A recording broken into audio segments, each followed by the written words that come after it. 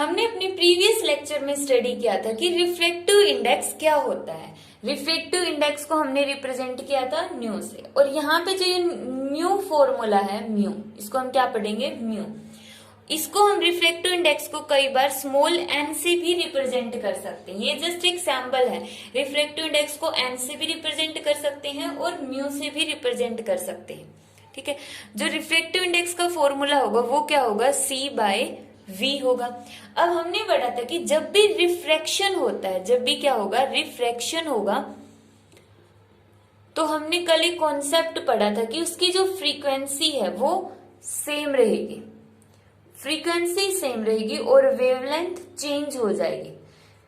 Refraction के अंदर medium change होगा। मीडियम में जब लाइट एक मीडियम से दूसरे मीडियम में गई तो यहाँ पे उसकी वेवलेंथ चेंज हो गई।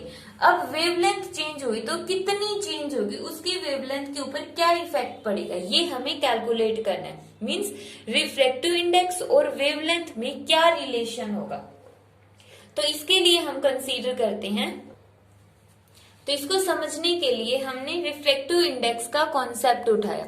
रिफ्रैक्टिव इंडेक्स का फॉर्मूला क्या होगा, c by v, c by we.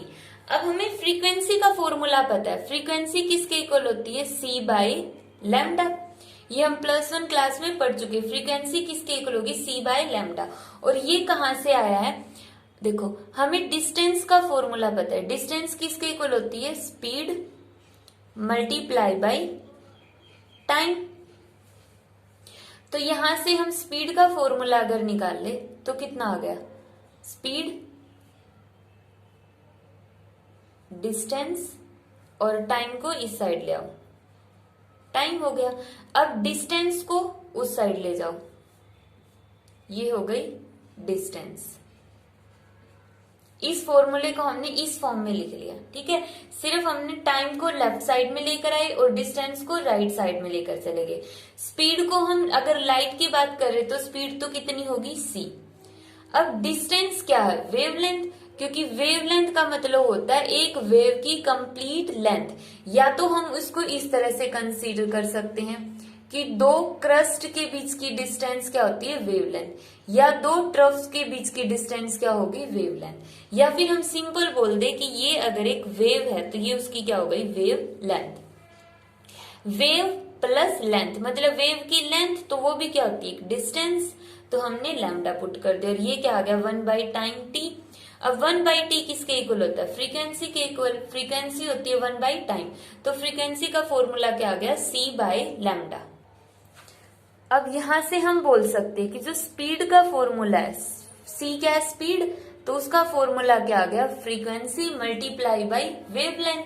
Speed C का फॉर्मूला क्या आया, फ्रीक्वेंसी मल्टीप्लाई बाय वेवलेंथ। अब सी स्पीड है, उसके लिए वो तो किसमें है, एयर के अंदर है। एयर में है तो हमने मान लिया स्पीड इन एयर सी है, तो न्यू एयर के अंदर हमने वेवलेंथ मान ली लैम्डा नोट। फ्रीक्वेंसी तो सेम रहेगी, new lambda note. Speed medium के अंदर, मीडियम में फ्रीक्वेंसी तो सेम रहेगी और वेवलेंथ हो जाएगी लैम्डा एम, क्योंकि वेवलेंथ चेंज हो जाती है। तो ये आ गया frequency multiply by lambda m. C और वी की वैल्यू हमने इस फॉर्मूले से पुट कर दिया। म्यू से म्यू कैंसल, कितना आया, lambda divide by lambda M.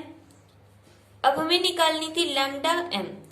यहाँ पे लैम्डा एम क्या है, wavelength of light in medium. Wavelength of light in medium lambda M, तो किसके इक्वल होगी, lambda naught divide by mu. कि जब हम एयर से किसी मीडियम में जाते हैं तो उसकी वेवलेंथ चेंज होगी, कितने से चेंज होगी, उसको रिफ्रैक्टिव इंडेक्स से डिवाइड कर दो, उतने से उसकी वैल्यू क्या हो जाएगी, चेंज हो जाएगी। तो ये फॉर्मूला आता है कि जैसे ही लाइट है वो एक मीडियम से दूसरे मीडियम के अंदर जाती है तो उसकी जो वेवलेंथ चेंज होगी वो इस तरह से चेंज होगी। अब इसको समझने के लिए हम एक न्यूमेरिकल लेते हैं।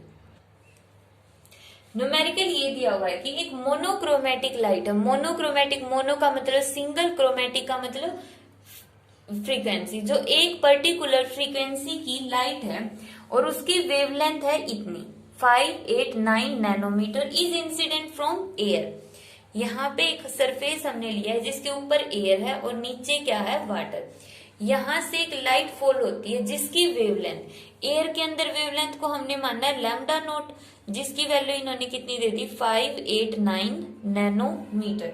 इतनी वेवलेंथ की लाइट एयर से जब फॉल होती है और कहां पर जाएगी, वाटर में, तो टुवर्ड द नॉर्मल बेंड होगी। अब यहाँ पे इसकी वेवलेंथ कितनी होगी, लैम्डा एम, और वही लैम्डा एम वाटर के अंदर उसकी वेवलेंथ कैलकुलेट करनी है। तो लैम्डा एम का फॉर्मूला हम पढ़ चुके हैं, कितना होगा, lambda naught divide by mu. Lambda note की वैल्यू 589 और म्यू की वैल्यू है 1.33। तो जब हम इसको सोल्व करेंगे तो आएगा हमारे पास 442.85। वेवलेंथ है तो नैनोमीटर में, क्योंकि 589 किस में दिया, नैनोमीटर में, तो ये भी आ जाएगा नैनोमीटर के अंदर। तो लाइट जब एक मीडियम से दूसरे मीडियम में गई तो उसकी वेवलेंथ चेंज हो गई, कितनी, 589 से कितनी हो गई, 442.85 नैनोमीटर।